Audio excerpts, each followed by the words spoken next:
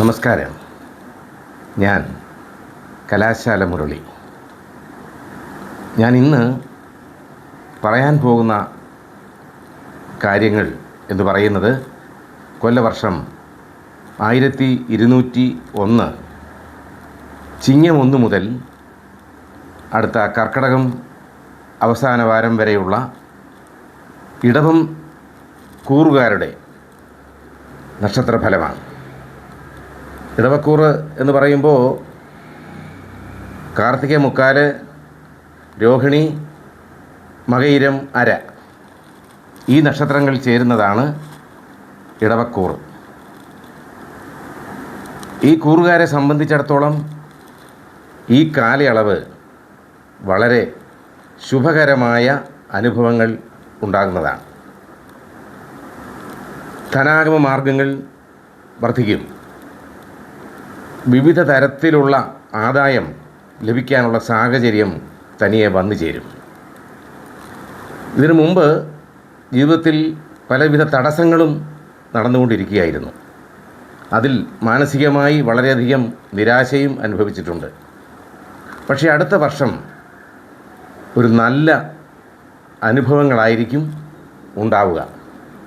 എങ്കിൽ തന്നെയും നീച ഗ്രഹങ്ങളുടെ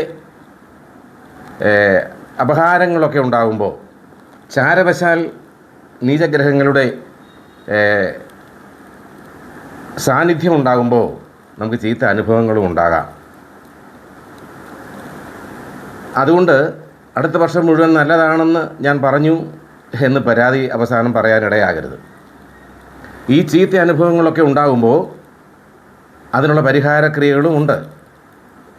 ഈശ്വരാനുഗ്രഹം ഉണ്ടെങ്കിൽ നമ്മുടെ എല്ലാ പ്രതിസന്ധികളും മാറും എന്ന് ഞാൻ പറയാതെ തന്നെ അറിയാമല്ലോ. അപ്പോൾ അതിനുള്ള പരിഹാരക്രിയകളും ഞാനിതിൻ്റെ അവസാനം പറഞ്ഞു തരാം. അത് ചെയ്താൽ മതി. വളരെയധികം വ്യത്യാസങ്ങൾ നമ്മുടെ ജീവിതത്തിലുണ്ടാകും. അപ്പോൾ ഈ കൂറുകാർക്ക് പുതിയ തൊഴിൽ മേഖല കണ്ടെത്താൻ പറ്റും. പ്രവൃത്തി മേഖലയിൽ പുതിയ സ്ഥാനമാനങ്ങൾ ലഭിക്കും. വിദേശത്ത് ജോലി ചെയ്യുന്നവർക്ക് അവരുടെ മേലധികാരികളുടെ പ്രീതി ഉണ്ടാവുകയും പുതിയ സ്ഥാനമാനങ്ങളും ഔദ്യോഗിക ജീവിതത്തിൽ ഉയർച്ചയും ധനാഗമ മാർഗങ്ങൾ വർദ്ധിക്കുകയും ചെയ്യും. പക്ഷേ സഹപ്രവർത്തകരുടെ ചതി ഉണ്ടാകാതെ സൂക്ഷിക്കണം.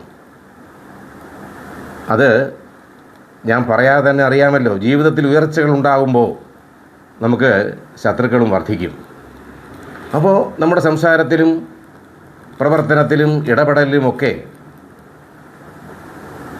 ഒരു സൂക്ഷ്മത ഉണ്ടാകുന്നത് വളരെ നന്നായിരിക്കും. അതുപോലെ തന്നെ കൂട്ടു ബിസിനസ്സിൽ തർക്കങ്ങൾ ഉണ്ടാകാനും നഷ്ടങ്ങൾ സംഭവിക്കാനും സാധ്യതയുണ്ട്. യാത്രകളൊക്കെ ഗുണകരമാകും. അയൽബന്ധങ്ങൾ ശക്തമാകും. വിവാഹ കാര്യങ്ങളിൽ തീരുമാനമാകും. വളരെ കാലമായി വിവാഹ കാര്യങ്ങൾക്കൊക്കെയും തടസ്സങ്ങൾ നേരിട്ടിരുന്നവർക്ക് ഈ കാലയളവിൽ വിവാഹ കാര്യങ്ങൾ ഭംഗിയാകാൻ ഉള്ള സാഹചര്യം ഉണ്ടാവും. അതോടൊപ്പം തന്നെ കൃഷിയിൽ നിന്നും ആദായം ലഭിക്കാനുള്ള സാധ്യതയുണ്ട്. വാഹന ഇടപാടിൽ വളരെയധികം നേട്ടങ്ങളുണ്ടാകും. വിദേശ യാത്രാ തടസ്സങ്ങൾ മാറിക്കിട്ടും. വ്യാപാര ബന്ധങ്ങൾ വിപുലീകരിക്കും. അതോടൊപ്പം തന്നെ നമ്മുടെ പ്രവൃത്തി മേഖലയിൽ നമ്മളെ സഹായിച്ചുകൊണ്ടിരുന്ന സഹായ സ്ഥാനങ്ങൾ വർദ്ധിക്കും. പുതിയ പുതിയ സഹായ സ്ഥാനങ്ങൾ കൂടി നമുക്ക് കൈവരിക്കാൻ കഴിയും. തടസ്സങ്ങളൊക്കെ ഉണ്ടാകുമ്പോൾ ശാസ്താക്ഷേത്രത്തിൽ നീരാഞ്ജന വഴിപാട് ഒരു 12 ശനിയാഴ്ച നടത്തണം. 12ാമത്തെ ശനിയാഴ്ച എള്ളു നേദ്യവും നെയ്യഭിഷേകവും നടത്തി നമുക്ക് ഈ തടസ്സങ്ങളൊക്കെ ഒഴിവാക്കാൻ പറ്റും. കുടുംബത്തിൽ ഐശ്വര്യവും സമാധാനവും നിലനിൽക്കും. തർക്കങ്ങളൊക്കെയും നമുക്ക് അനുകൂലമായി വരും. ശത്രുക്കളെ നേരിട്ട് വിജയം വരിക്കാനുള്ള സർവ്വസാധ്യതകളും ഉണ്ടാകും. പൊതുപ്രവർത്തകർക്ക് പുതിയ സ്ഥാനമാനങ്ങൾ ലഭിക്കും. അവർക്ക് ജനസ്വാധീനം വർദ്ധിക്കും.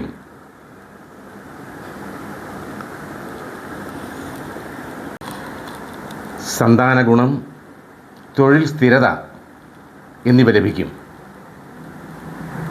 മംഗളകർമ്മങ്ങളിൽ പങ്കെടുക്കും. പുണ്യസ്ഥലങ്ങൾ സന്ദർശിക്കാൻ ഇടയുണ്ട്. കുടുംബ അംഗങ്ങൾ എല്ലാവരും കൂടി പുണ്യസ്ഥലങ്ങൾ സന്ദർശിക്കുകയും അവിടെ ചില വഴിപാടുകളൊക്കെ നടത്തി ഐശ്വര്യം ഉണ്ടാക്കാൻ ശ്രമിക്കുകയും ചെയ്യും. രഹസ്യ പ്രണയബന്ധങ്ങൾ ഉണ്ടാകാനുള്ള സാധ്യതയുണ്ട്. ചിരകാല അഭിലാഷം സഫലീകൃതമാകും. അപകടങ്ങളിൽ ഒടിവ്, ചതവ് എന്നിവയുണ്ടാകാതെ ശ്രദ്ധിക്കണം. സുഹൃത്തുക്കൾ സഹായിക്കും. ഭാര്യാസ്ഥാനത്ത് നിന്നും സഹായങ്ങൾ ലഭിക്കാനുള്ള എല്ലാ സാധ്യതകളും ഉണ്ട്. അസാധ്യമെന്ന് കരുതിയിരുന്ന പല കാര്യങ്ങളും നമുക്ക് സാധ്യമായി തീരുകയും ജീവിത വിജയം ഉണ്ടാകാനും ഇടയുണ്ട്. കൂടുതൽ ഈശ്വരാനുഗ്രഹത്തിനായി മുരുകക്ഷേത്രത്തിൽ ജന്മനാളുതോറും ദർശനവും അർച്ചനയും നടത്തുക. 12ാമത്തെ പ്രാവശ്യം അഭിഷേകവും മലർനേദ്യവും നാരങ്ങാമാലയും സമർപ്പിക്കണം. അങ്ങനെ ഈശ്വര നാമ ചിന്തയോടുകൂടി ഈശ്വര വിശ്വാസത്തോടുകൂടിയുള്ള ജീവിതം നയിച്ച് നല്ലൊരു ഭാവി ഉണ്ടാകട്ടെ എന്ന് ഞാൻ ജഗദീശ്വരനോട് പ്രാർത്ഥിക്കുന്നു. നമസ്കാരം.